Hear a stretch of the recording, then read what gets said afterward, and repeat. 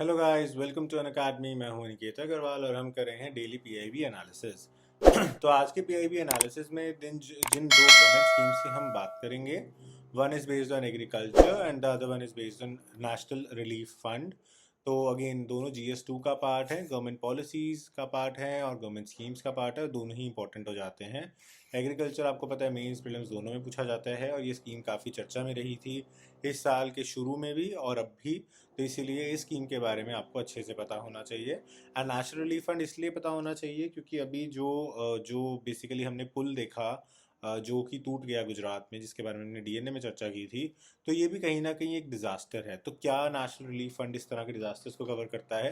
साथ ही साथ जो डिफरेंसेस हैं, दो फंड्स हमारे पास जो अलग अलग चलते हैं, prime minister's national relief fund and the other fund जिसके अंदर जो citizens assistance and relief in emergency situation fund, so basically PM cares, इन दोनों में क्या फ़र्क है, इसको भी एक टैबुलेटेड वे में समझने की कोशिश करेंगे।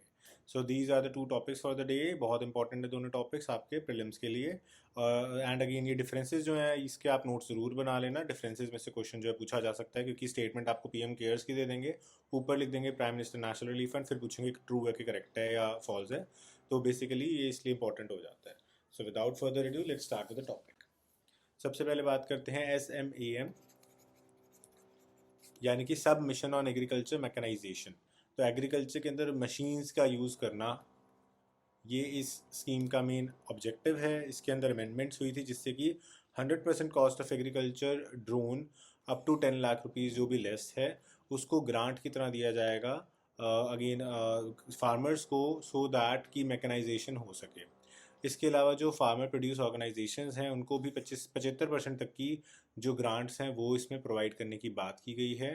कंसर्न्ड मिनिस्ट्री है ministry of agriculture and farmers welfare, और 2014 में इस स्कीम को हमने लॉन्च किया था अप्रैल में, ताकि इंक्लूसिव ग्रोथ हो सके एग्रीकल्चर के अंदर, प्लस जो आपकी मशीन्स हैं उनका मैक्सिमम यूज़ हो, जैसे कि हार्वेस्टर्स, सोयर्स, जैसे कि आपके अमेरिका के अंदर होता है, जिससे कि हमारा जो कल्टिवेबल एरिया है उसको हम इंक्रीज़ कर सकें, वेस्टेज को रिड्यूस कर सकें, और ऑप्टिमम यूज़ हो लैंड का, वाटर का, मैन पावर का, सीड्स का, फर्टिलाइजर्स का, और यूनिफॉर्मिटी से उनकी डिस्ट्रीब्यूशन भी हो सके। तो अब जिस तरह से आप ये मशीन देख रहे हो, तो ये ना केवल लैंड को टिल कर सकती है, जो बड़ी मशीन्स होती हैं, उसके बाद बीज भी डाल सकती है, वीड्स को उखाड़ भी सकती है।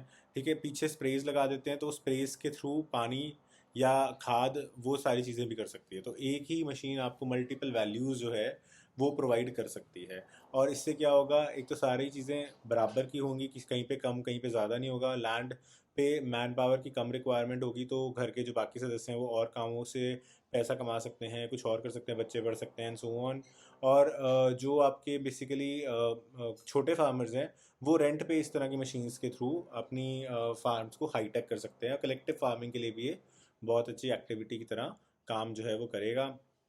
और इससे स्पेशली जो आपके कॉन्ट्रैक्ट फार्मर्स होते हैं, जैसे कि लेज़ का पोटैटो के लिए होता है, उनके लिए बहुत ही ज़्यादा फ़ायदा है, क्योंकि उनको पता है एक पर्टिकुलर क्वालिटी की चीज़ हमें चाहिए और पर्टिकुलर मात्रा में ही हमें खाद डालनी है या पर्टिकुलर मात्रा में ही हमें पानी डालना है। तो वो चीज़ें मशीन ज़्यादा अच्छे से कर पाती है, क्योंकि हाथ का काम होगा तो उसमें कम ज़्यादा होने के चांसेस रहते हैं, लेकिन मशीन का काम एडिक्वेट होता है, जितना आपने मशीन में मेंशन कर दिया उतना ही। तो वो चीज़ें आपको और ज़्यादा बेनिफिट देती है। तो ओवरऑल स्कीम से क्या फ़ायदे हैं? मैकेनाइजेशन के, improvement of agriculture implements machines के, इसके अलावा हाई प्रोडक्टिविटी की, रिड्यूसिंग ह्यूमन डिपेंडेंस, इसके अलावा optimum utilisation of resources, increasing the income of farmers, agriculture economy को और ज़्यादा इम्प्रूव करना, सस्टेनेबल डेवलपमेंट को अचीव करना, एक ही बार में सब कुछ कंप्लीट करने से जो वेस्टेज टाइम है उसको रिड्यूस करना, ये सारा का सारा सिस्टम इसमें आ जाता है। अच्छा, अब ये स्कीम 100% फंडिंग कैसे है इसकी?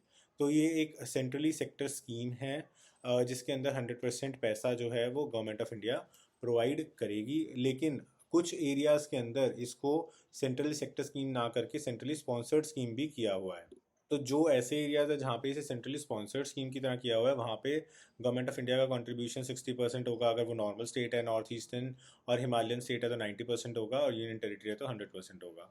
तो डिपेंडिंग ऑन कि आप किस कंपोनेंट की बात कर रहे हो, इसके अंदर दोनों स्कीम्स के पार्ट है। तो ये बड़ी यूनिक फीचर है इस स्कीम का, it is centrally sector also and centrally sponsored also at the same time. लेकिन इसका कुछ कंपोनेंट जो है वो सेंट्रल सेक्टर में है, बाकी कंपोनेंट सेंट्रली स्पॉन्सर्ड में है। और स्पॉन्सर्ड के अंदर जो रेशो है वो है 60-40 नॉर्मल स्टेट्स, 90-10 हिमालयन और नॉर्थ ईस्टर्न स्टेट्स, और 100% फॉर यूनियन टेरिटरीज। नेक्स्ट आ जाता है हमारा prime minister national relief fund. तो prime minister national relief fund की अगर हम बात करते हैं तो ये जो भी लोग हैं जो कि किसी भी तरह के नेचुरल डिजास्टर या मैन मेड, तो बोथ आते हैं, नेचुरल प्लस मैन मेड। तो अभी जो ब्रिज टूटा वो मैन मेड डिजास्टर के अंदर फॉल करेगा। तो दोनों के दोनों डिजास्टर्स के अंदर राहत का काम और पैसे देने का काम जो है वो करता है। इसके अंदर फ्लड, साइक्लोन्स, अर्थक्वेक और कोई एक्सीडेंट्स, एसिड अटैक्स, रॉइड्स, ये सारे के सारे आ जाते हैं। इस फंड में से कुछ जो ट्रीटमेंट्स होते हैं जैसे कि kidney transplant, heart surgery, cancer, उनके लिए भी अगर सरकार चाहे तो पैसा दे सकती है। और जो ये फंड है इसको फर्स्ट कंसोलिडेट किया गया था जवाहरलाल नेहरू के टाइम पे, prime minister national relief fund. अब देखते हैं ये केयर्स, जो प्राइम मिनिस्टर केयर फंड है उससे कैसे डिफरेंट है। तो this is the most important page for you today, and इसको आप अच्छे से जो है अपने बुक्स में नोट डाउन कर सकते हो, और पीडीएफ भी डाउनलोड कर सकते हो, और पीडीएफ आपको नीचे डिस्क्रिप्शन में मिल जाएगी। तो अगर prime minister national relief fund की बात करें तो इसको 1948 में जवाहरलाल नेहरू की नेतृत्व में बनाया गया था, right. And PM cares fund जो है इसको 2020 में बनाया गया था नरेंद्र मोदी के द्वारा। अगर इनिशियल पर्पस की बात करें तो जो prime minister national relief fund है वो था ताकि जो भी लोग डिस्प्लेस हुए हैं पार्टीशन के कारण, तो पार्टीशन क्राइसिस को रिड्यूस हम कर सकें। और ये बना था कोविड के लिए, तो कोविड पैंडमिक के क्राइसिस को रिड्यूस करने के लिए यहाँ पे हमें बनाया गया था। नेशनल रिलीफ फंड के अंदर prime minister of India chairman होते हैं। इसके अलावा जो बाकी के ट्रस्ट्स होते हैं, फिक्की यानी कि जो आपकी federation of Indian commerce and industry होती है, उनके प्रेसिडेंट्स और जो और अदर प्रेसिडेंट्स होते हैं अलग अलग ऑर्गेनाइजेशन के, वो सब पार्टिसिपेट कर सकते हैं। पीएम केयर्स फंड के अंदर prime minister of India again होते हैं, और वो नॉमिनेट करते हैं कौन कौन मेंबर्स होंगे, जिसके अंदर ज़्यादातर मेंबर्स जो हैं वो मिनिस्ट्री के होते हैं, तो defence minister, home minister, finance minister, इस तरह से मिनिस्टर्स से ही यहाँ पे मेंबर्स आते हैं। अगर मिनिमम अमाउंट की बात करें तो prime minister national relief fund में आप सिर्फ 100 रुपये भी डोनेट कर सकते हो, और पीएम केयर्स के अंदर बिल्कुल 10 रुपये की डोनेशन भी अलाउड है, तो गरीब से गरीब बंदा भी चाहे तो वो डोनेट कर सकता है। Prime minister national relief fund जो है इसके अंदर मैन मेड और नेचुरल सारी तरह के डिजास्टर्स आते हैं जैसे मैंने आपको बताया। और साथ ही साथ अगर सरकार चाहे तो इसका फंड जो विक्टिम्स होते हैं एसिड अटैक के, या किसी को हार्ट ट्रांसप्लांट चाहिए, किडनी ट्रांसप्लांट चाहिए, कैंसर ट्रीटमेंट चाहिए, उसमें भी यूज़ कर सकता है। लेकिन पीएम केयर्स एक्सक्लूसिवली आप कोविड-19 के लिए ही यूज़ कर रहे हो। उसके बाद prime minister national relief fund जो है इसको ऑडिट की ज़रूरत नहीं होती, कैग की यानी कि comptroller and auditor general of India, जो कि एक कॉन्स्टिट्यूशनल बॉडी है।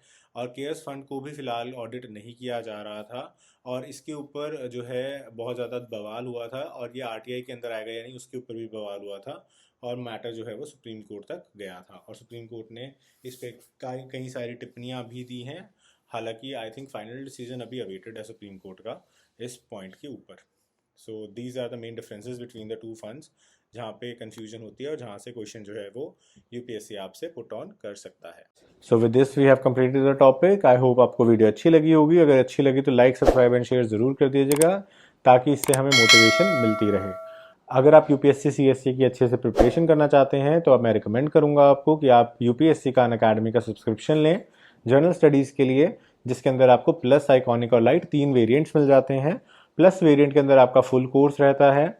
आइकॉनिक के अंदर आपको 1-on-1 लाइव मेंटरशिप मिल जाती है, जिसके अंदर अगर आपको कोई भी सपोर्ट चाहिए, मोटिवेशन है, स्ट्रैटेजी बिल्डिंग है, उसके अंदर आपको एक डेडिकेटेड अनअकैडमी का ट्यूटर जो है आपको लगातार आपके टच में रहेगा, हेल्प करता रहेगा। और अगर आप एक वेटरन एस्पिरेंट हैं, आप ऑलरेडी कई बार तैयारी कर चुके हैं और आपके अंदर कुछ कमियां जो है वो रह गई हैं, जिसके लिए आप सिर्फ टेस्ट सीरीज एक्सेट्रा या रिवीजन क्लासेस को ज्वाइन करना चाहते हैं, तो आप लाइट कोर्स को भी ऑप्ट कर सकते हो। सभी कोर्सेज के अंदर आपको अट्रैक्टिव ईएमआई ऑफर्स और लॉन्ग टर्म प्लान्स के ऊपर डिस्काउंट्स जो हैं वो भी मिल जाएंगे। जो भी कोर्स आप चूज़ करते हैं उसके अंदर पूरे पैसे देने की ज़रूरत नहीं है। आप यूज़ करिए मेरा कोड ANI7, ये मेरा रेफरल कोड है, इसको आप यहाँ पे डालेंगे तो प्राइसेस जो हैं 10% से डिस्काउंट हो जाएंगे किसी भी कोर्स में, किसी भी ड्यूरेशन के कोर्स में, चाहे आप 1 साल का लें, 2 साल का लें, 6 महीने का लें, या फिर आप प्लस लें, आइकॉनिक लें, लाइट लें, सभी में आपको ये बेनिफिट जो है वो मिलेगा। और उसके बाद आपको करना क्या है, इसका स्क्रीनशॉट मुझे टेलीग्राम पे भेजना है। Once you send me on Telegram I will add you to my group. And उसके बाद आपको कोई भी डाउट्स हों, कोई भी गाइडेंस चाहिए हो विद रिस्पेक्ट टू अनअकैडमी, या कोई भी और हेल्प चाहिए हो विद रिस्पेक्ट टू रिसोर्सेज या अनअकैडमी से रिलेटेड, या कोई आपको नोट्स चाहिए, तो वो सारी चीज़ें मैं आपको हेल्प कर पाऊँगा। So this was it for today's video. I hope you like this video और आपको कुछ जानने को मिला होगा। So thanks for watching. Have a nice day.